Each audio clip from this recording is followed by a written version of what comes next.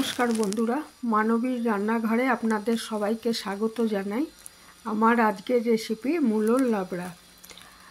অত্যন্ত সুস্বাদু এই রেসিপিটি শীতকালে বেশি করা হয়, তার কারণ হচ্ছে এই সময় খুব ভালো মূলো পাওয়া যায়।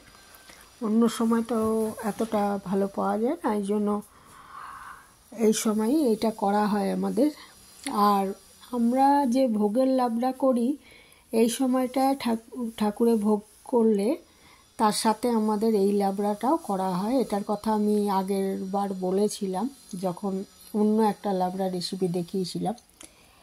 তো আসুন দেখে নিই এটা কিভাবে করেছি। এর জন্য আমি দুটো ওই লাল মূলো নিয়ে নিয়েছি, আর বেগুন, কুমড়ো, শিম, কাঁচা লঙ্কা, ধনেপাতা, আলু এগুলো লাগবে আমাদের। তো এইগুলো আমি আগে এরকম শেপ মতো কেটে নিয়েছি। মূলোটা একটু লম্বাভাবে কেটেছি, আর বেগুন, আলু এগুলো ডুমো ডুমো করে কেটে নিয়েছি। শিমটা অর্ধেক করে নিয়েছি, আর মূলোর যে ডাঁটাগুলো ওগুলো একটু থেতো করে নেবো শিলনোড়ায়। আর কড়াইতে তেল দিয়ে প্রথমে একটু বড়ি ভেজে নিয়েছি, বিউলির ডালের বড়ি। তারপর সেই তেলটার মধ্যেই আরও একটু তেল দিয়ে আমি এখানে করছি, ওই একটু কালো জিরে ফোড়ন দিয়ে দিয়েছি। 5 ফোড়নও এখানে দিতে পারেন কালো জিরের বদলে। তারপর আমি প্রথমে আগে বেগুনটা ভেজে নিচ্ছি, একটু সাঁতলে এর মধ্যে নুন হলুদ দিয়ে দেবো। হলুদ 1/2 চামচ মতো, আর নুনও 1/2 চামচ মতো দিয়েছি, যদি লাগে পরে আর একটু দেওয়া যাবে। তারপরে একটু সাঁতলে এর মধ্যে আমি সব সবজিগুলো দিয়ে দিলাম। তো এটা ইচ্ছে করলে কুমড়ো এই বেগুনটা আলাদা ভেজে নেওয়া যায়, তো আমি একসাথেই করলাম। একসাথে করলে হয় কি, কুমড়োটা একটু এই বেগুনটা একটু আর কুমড়োটা একটু বেশি গলে যায় আর কি, সেই জন্য আলাদাভাবে ভেজে নিয়েও করা যায়। তো আমি আজকে একসাথেই করেছি, তো ভালোই হয়েছিল খেতে, খারাপ হয়নি।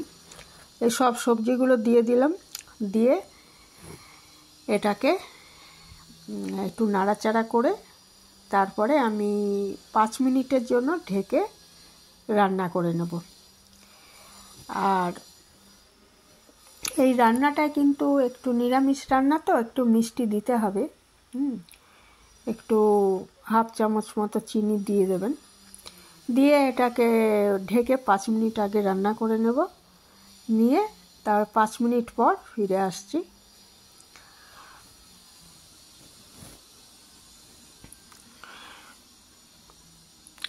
ঢাকা দিয়ে দিলাম, এবারে 5 মিনিট এটাকে আমি ঢেকে রান্না করব। তাহলে কী হবে, সবজিটা একদমই জল ব্যবহার হয় না। এই ঢেকে রান্না করলেই সবজিগুলোর থেকে জল বেরিয়ে আসবে, আর আলাদা করে আর জল দেওয়ার কোনো প্রয়োজন নেই। আর আঁচটা মিডিয়াম রাখবেন, একদম চড়া আঁচ না রেখে মিডিয়াম রাখলে ভালো হয়।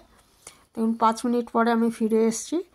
এটা আবার একটু নেড়ে চেড়ে আবার 6-7 মিনিটের জন্য ঢেকে দেবো। এটাকে ঢেকে দিয়ে এটাকে রান্না করে নেবো। এই সময় ইচ্ছে করলে ওই সবজিগুলো থেকে তো জল বেরিয়ে গেছে, ইচ্ছে করলে এটা একটু ঝোলটা তুলে টেস্ট করে নিতে পারেন যে নুনটা ঠিক আছে কি না, না হলে আর একটু নুন এতে মিশিয়ে দেবেন। তো আমার মোটামুটি ঠিকই ছিল, ওই জন্য আমি আর নুন মেশাইনি। আর নুন তো সবাই সমান খান না, কাজে সেই বুঝে দেবেন। এই সময় আমি বড়ি ভাজাটাও দিয়ে দিলাম, দিয়ে আবার ঢেকে আমি 5-6 মিনিট রান্না করে নিচ্ছি। ধরুন 5-6 মিনিট পরে ফিরে এসেছি, সবজি একদমই সেদ্ধ হয়ে গেছিলো। তারপরে এর মধ্যে আমি একটু জলো ভাব আছে বলে একটু 2 চামচ আটা মিশিয়ে দিয়েছি। আটা বা ময়দা মেশাবেন 2 চামচ। আর যদি দেখেন যে একদম মানে শুকিয়ে গেছে, জলো ভাব নেই, আর সবজিগুলো সেদ্ধ হয়ে গেছে, তাহলে আটা বা দেওয়ার কোনো প্রয়োজন নেই। আটাটা দিলে একটু মানে এর মধ্যে তো কোনো মশলা টশলা কিন্তু কিচ্ছু নেই।